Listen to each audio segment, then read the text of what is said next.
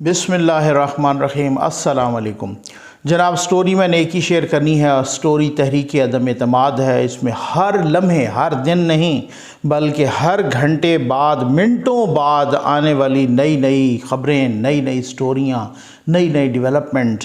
आज सिंध हाउस पे हमला हो गया जनाब।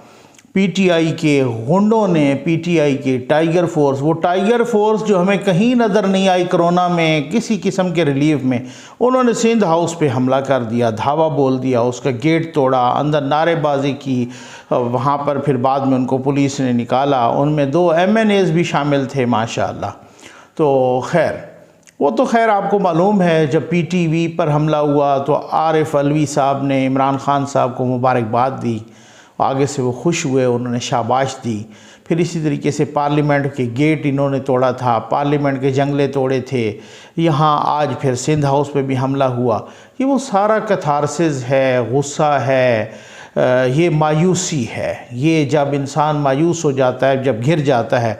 उसके साथ ही मैंने आपको बताया कि जनाब, मैं आपको ये भी बताने लगा हूँ कि आज हुकूमत सुप्रीम कोर्ट ऑफ पाकिस्तान की तरफ रुजू कह रही कि हम वहाँ जाएंगे और वहाँ सुप्रीम कोर्ट ऑफ पाकिस्तान से कहेंगे जी आर्टिकल 63A 63A की तशरीफ़ फरमा दें।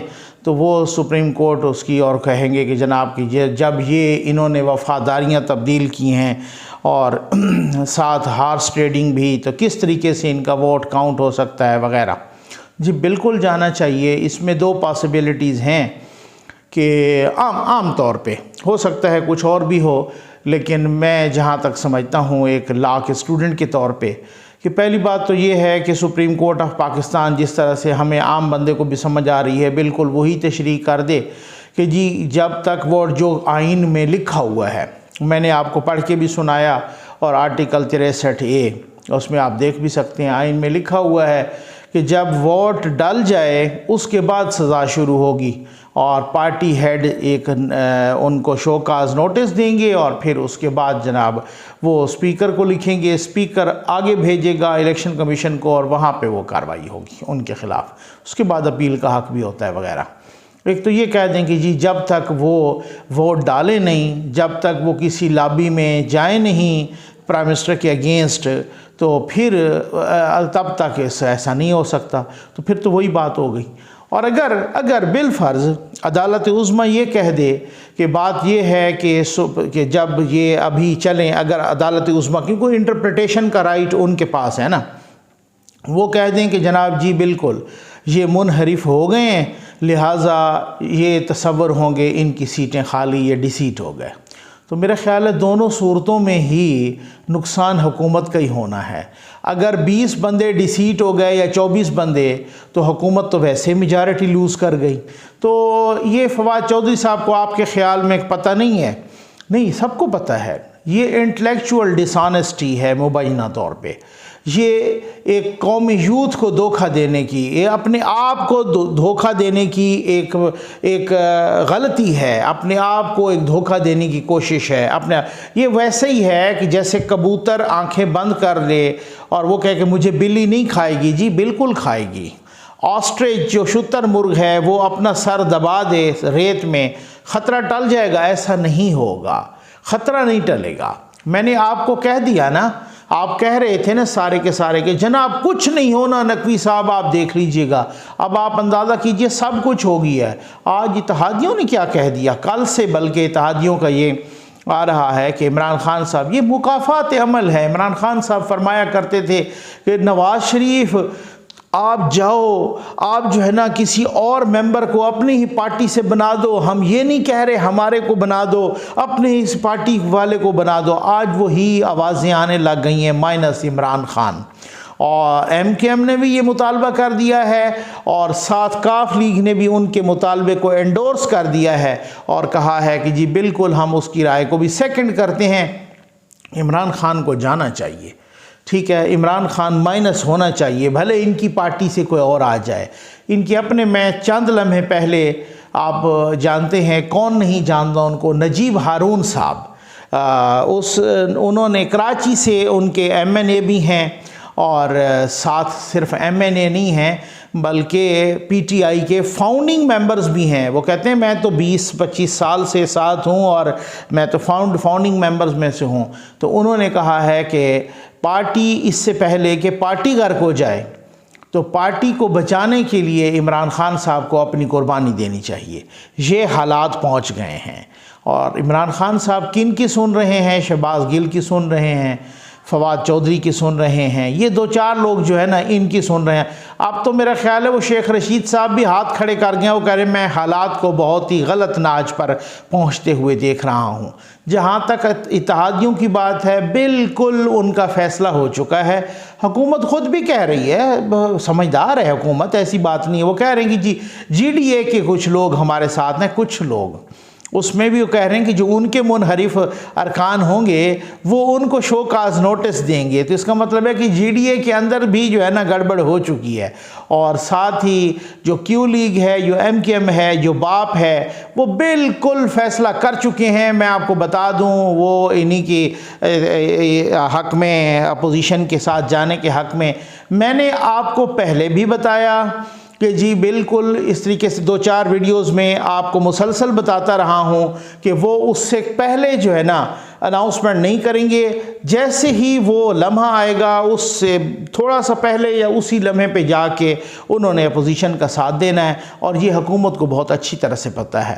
अब अगर आपने, इसका मतलब ये हुआ कि आप आईनी तौर पे भी शिकस्त खा चुके हैं, आप अखलाकी तौर पे भी शिकस्त खा चुके हैं। हाँ, अब आपकी मर्ज़ी है कि अगर आप पिच उखाड़ना चाहते हैं, अगर आप RSS वाला, वो जो खान साहब बड़े जनाब दावे करते थे ना, और खान साहब बड़ी मिसालें देते थे।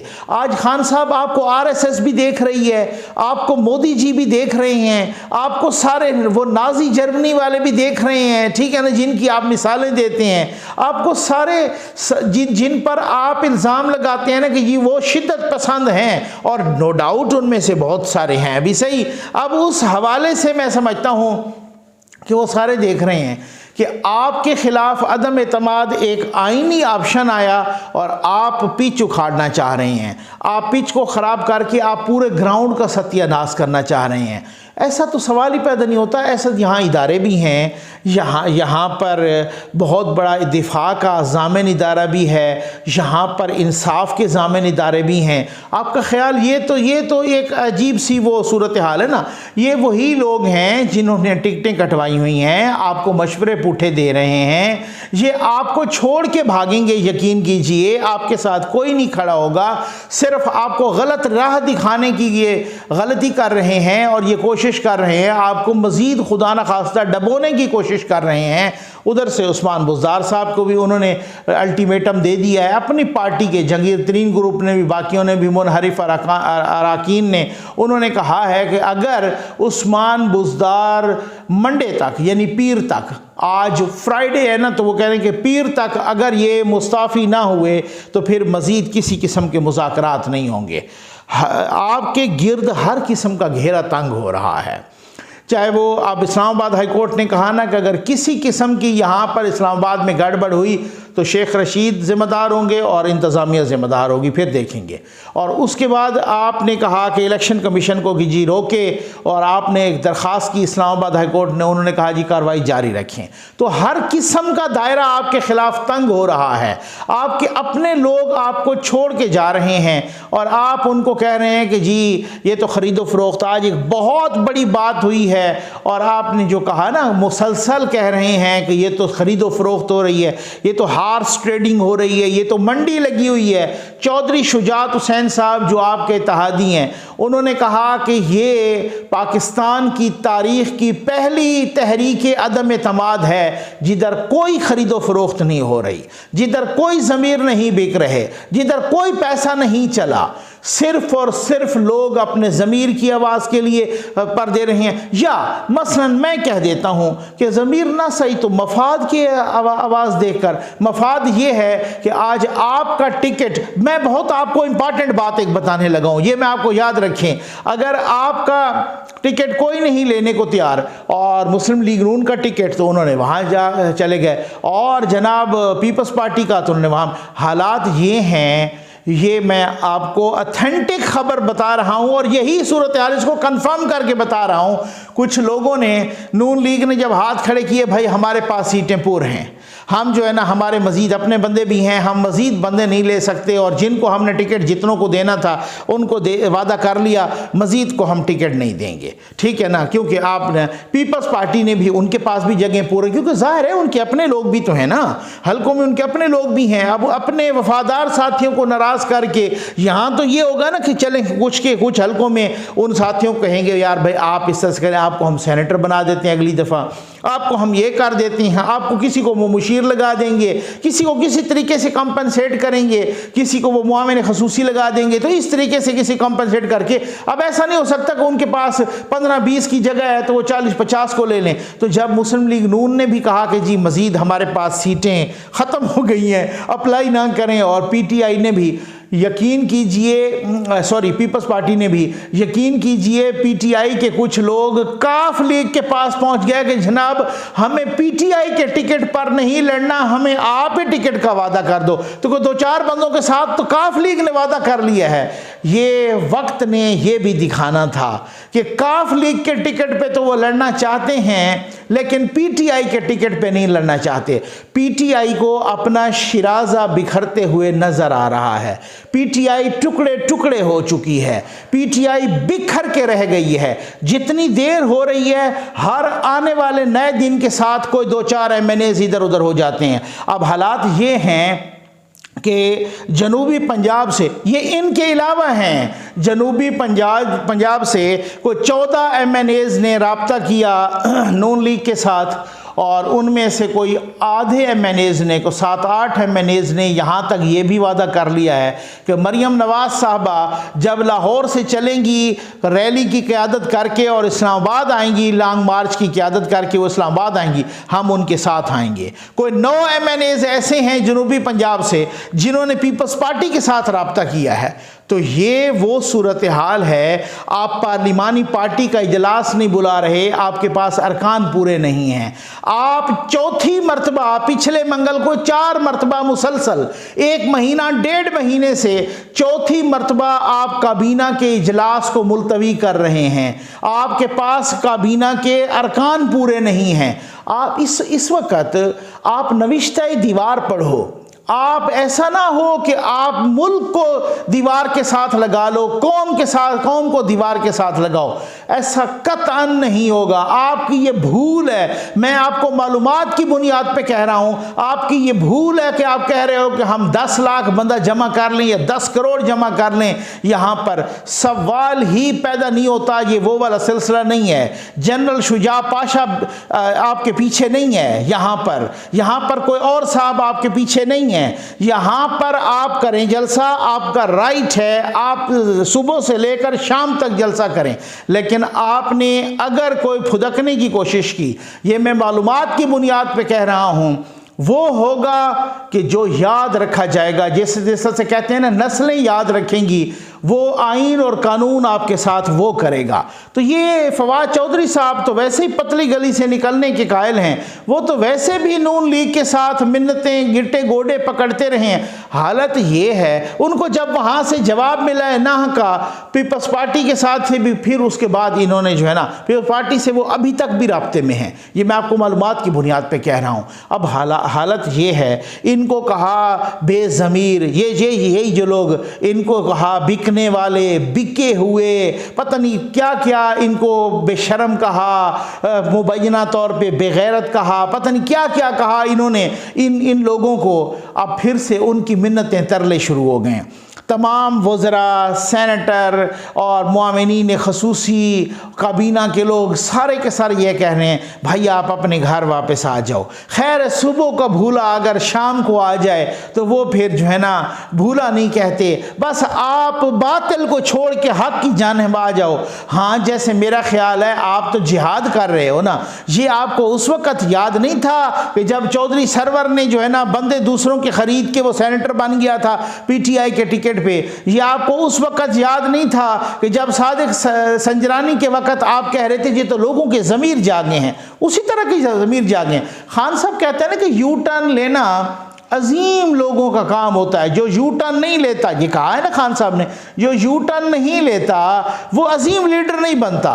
यकमुश्त 24 अरकान सामने आ गए हैं यू टर्न लेके और वो अजीम लीडर बन गए हैं। आपसे वो अजीम लीडर बर्दाश्त नहीं हो रहे, उनको कौम को नए अजीम लीडर मिले हैं। भाई बात ये है कि ये जो इलेक्टेबल्स होते हैं ना, ये इस तरह के जो लोग होते हैं जो आपको सिंध हाउस में भी नजर आए, ये मेरे से आपसे कहीं ज़्यादा और कहीं पहले हवाओं का रुख भांप लेते हैं, ये हवाओं का रुख जान लेते हैं। इनके पास इतलात हवाओं के रुख की बहुत पहले आ चुकी होती हैं, क्योंकि ये मोस्ट रेलेवेंट फिगर होते हैं। मैं और आप, मैं सहाफ़ी हूँ, एक आम पाकिस्तानी हूँ, आप पाकिस्तानी हैं, हम वोटर हैं सिर्फ, और लेकिन जो लोग होते हैं ना इलेक्शन लड़ने वाले, जो इलेक्टेबल्स होते हैं, जो इस तरह के लोग होते हैं, वो बहुत पहले हवाओं का रुख भांप लेते हैं। और इसी वजह से उनको ये भी पता होता है किस पार्टी का टिकट कितने का किस तरीके से आप हार्ट केक की तरह बिकता है, और किस पार्टी का टिकट जो है ना इस वक्त सबसे ज़्यादा मकबूल तरीन है, और उसकी तगोदो के लिए इनको पता चल जाता है। आप उन्हें चिकनी चुबड़ी बातें उससे वो करो, या मिन्नतें तरले करो, या पैर पकड़ लो उनके, वो काम नहीं होने वाला। आपको मैं बता दूं, मैं मालूमात की बुनियाद पे कह रहा हूं, आपका काम नहीं होने वाला। हाँ, आप अगर धौंस धांधली करना चाहते हो आपकी मर्जी है, अगर आप जो है ना इस तरीके से कोई मुल्क का नुकसान करना चाहते हो वो आपकी मर्जी है। लेकिन ये याद रखें कि उसके बाद गर्मी आ रही है, गर्मी में फिर आपको बात पता है जेलों में बड़े मच्छर होते हैं, बिजली कभी होती है कभी नहीं होती, आपने वैसे ही बिजली का बेड़ा गर्क करके रख दिया, आपकी तो सर्दियों में भी लोड शेडिंग होती रही है।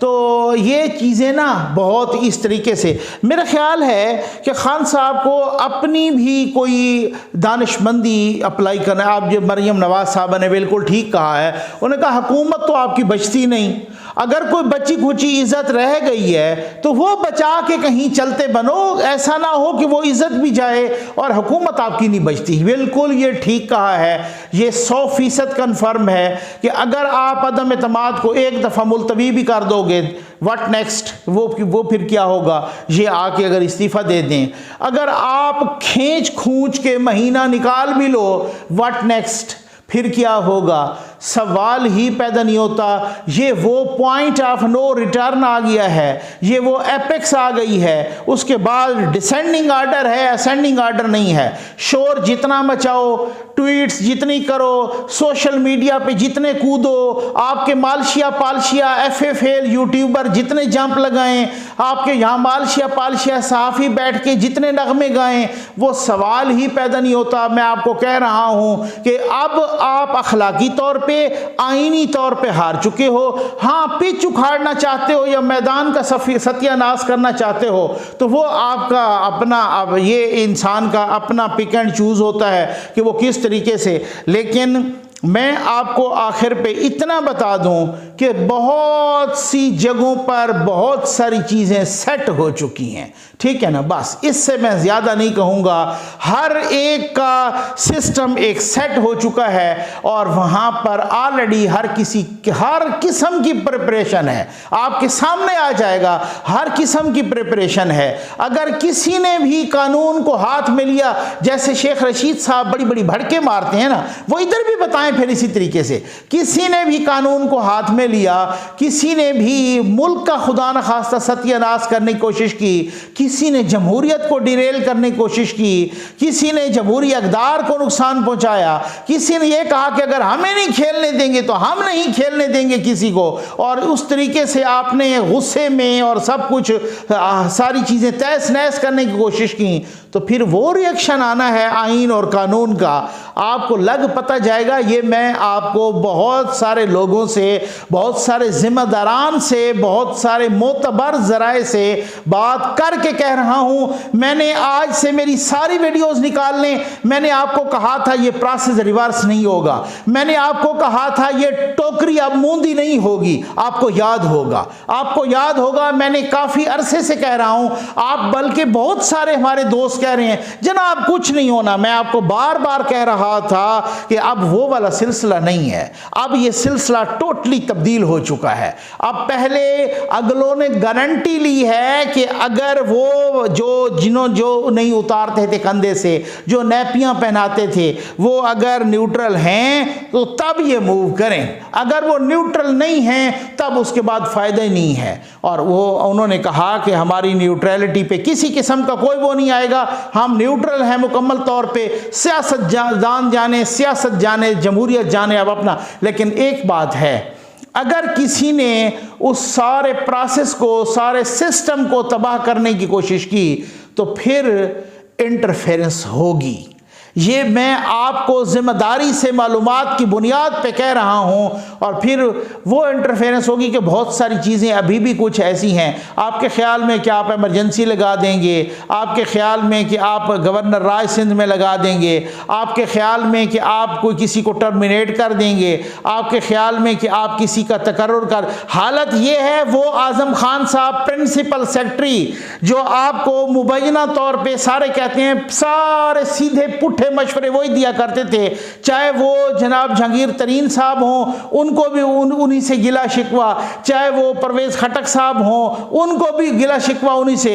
लेकिन वो आज़म खान साहब भी आपका साथ छोड़ गए हैं। उन्होंने अपनी समरी मंजूर करवा ली है वर्ल्ड बैंक में जाने के लिए, और वर्ल्ड बैंक के एग्जीक्यूटिव डायरेक्टर के तौर पर जाने के लिए उन्होंने अपनी समरी मंजूर करवा ली है। और यही है कि जनाब के भी जी मुझे, चूँकि ये तो डूबने लगे हैं, तो फिर इस तरीके से जो है ना, ये तो ना हो ना कि हम तो डूबे हैं सनम तुझको भी ले डूबेंगे, ये ना हो जनाब। हम तो जा रहे हैं और आप जाने, आपका काम जाने। लेकिन आखिर पे बस मैं मौलाना फजल रहमान साहब के इसी बयान पे ख़त्म करना चाहूँगा। मौलाना फजल रहमान साहब ने ज़बरदस्त अंदाज में कहा, उन्होंने कहा ये जो तकर्रियाँ हो रही हैं ये तो अखलाकी पोजीशन खो चुके हैं, ये तो आईनी पोजीशन अक्सरियत खो चुके हैं।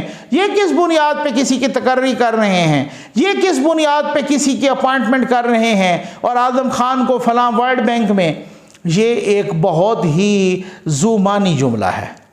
ये मौलाना साहब बहुत ही मंझे हुए सियासतदान हैं, ये बहुत ही मानी खेज़ जुमला है, ये उनके मानी खेज़ जुमले हैं मौलाना साहब के। मौलाना साहब कह रहे हैं कि वो वज़ीर आज़म पाकिस्तान जो अपनी आईनी, कानूनी, अखलाकी हैसियत खो चुके हों, जो अक्सरियत पार्लियामेंट की खो चुके हों, वो वज़ीर आज़म साहब ना तो किसी को हटा सकते हैं और ना किसी और की तकर्री कर सकते हैं। उम्मीद है आपको वीडियो पसंद भी आई होगी, मौलाना साहब के जुमले का मतलब भी समझ आ गया होगा। आपका बहुत बहुत शुक्रिया।